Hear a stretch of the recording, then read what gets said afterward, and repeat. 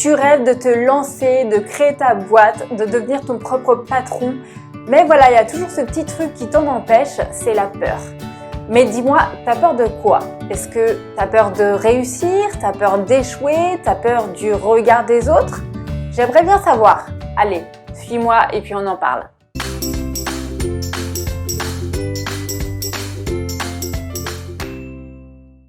J'ai peur de me lancer sur Internet. Je te rassure, c'est tout à fait normal, tout le monde passe par là. Maintenant, la première des choses à faire, c'est d'identifier ta peur. De quoi tu as peur? Donc, parce qu'il y a des solutions à tout finalement. On va dire, imagine, tu as peur d'échouer. Est-ce que tu as peur de manquer d'argent? Si c'est le cas, tu peux faire tout pour mettre de l'argent de côté en fait plusieurs mois à l'avance.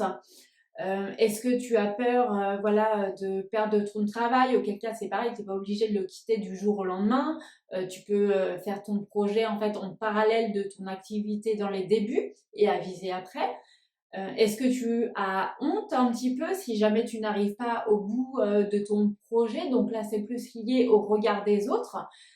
Auquel cas, si tu as peur du regard des autres, c'est pareil, là, tu n'es pas obligé de le dire en fait à ton entourage dans les débuts. Alors bien sûr, à ton entourage très proche, donc voilà, ton conjoint, tes enfants, ok, parce que eux ils vivent avec toi. Et c'est vrai que sinon le reste, pourquoi en fait tu le dirais, t'es pas obligé. Il y en a certains qui ont peur de réussir aussi parce qu'ils se disent peut-être que voilà, si je gagne de l'argent, peut-être que je vais changer, peut-être que les rapports aux autres vont changer, il y aura peut-être de la jalousie. Ou ça peut être également la peur de changer ses habitudes de vie.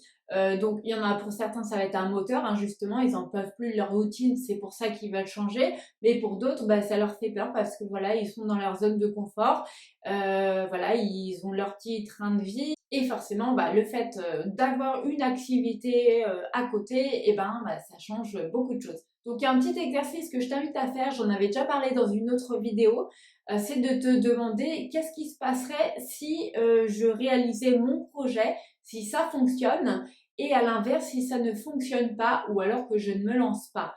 Je t'invite du coup à lister donc tous les points et de voir que finalement il y a des risques aussi, je veux dire, si tu ne te lances pas. La deuxième chose à comprendre, c'est que finalement avoir peur, c'est un peu ça la vie d'un entrepreneur.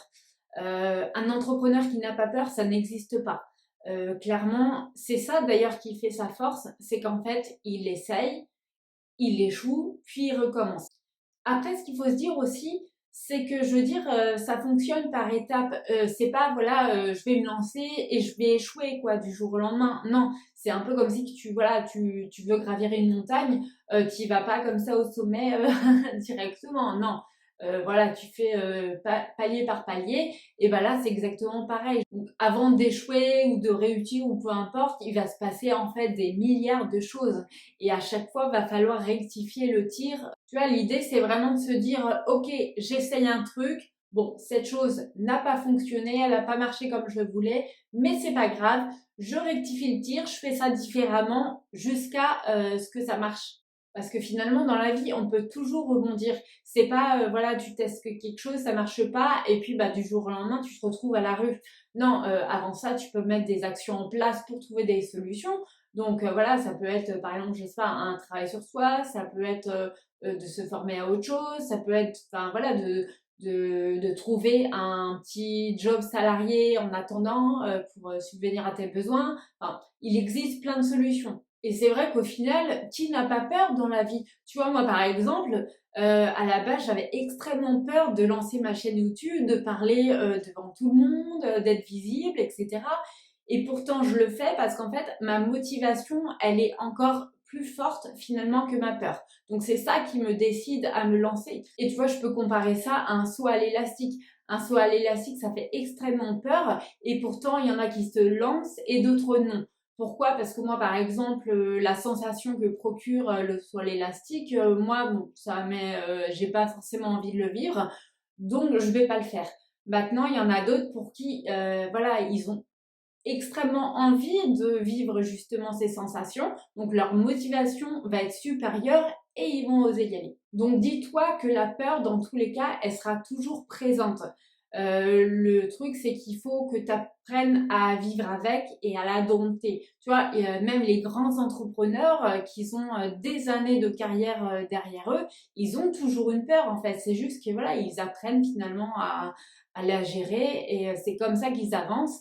Et c'est à force d'entraînement, de faire, de refaire, bah, qu'ils arrivent à obtenir un résultat satisfaisant. Donc je terminerai par une phrase à retenir, c'est celle-ci: la seule peur que tu peux avoir, c'est la peur d'avoir des regrets. Sur ce, je te laisse méditer à tout ça. N'oublie pas de t'abonner, de cliquer sur la petite cloche si tu as aimé la vidéo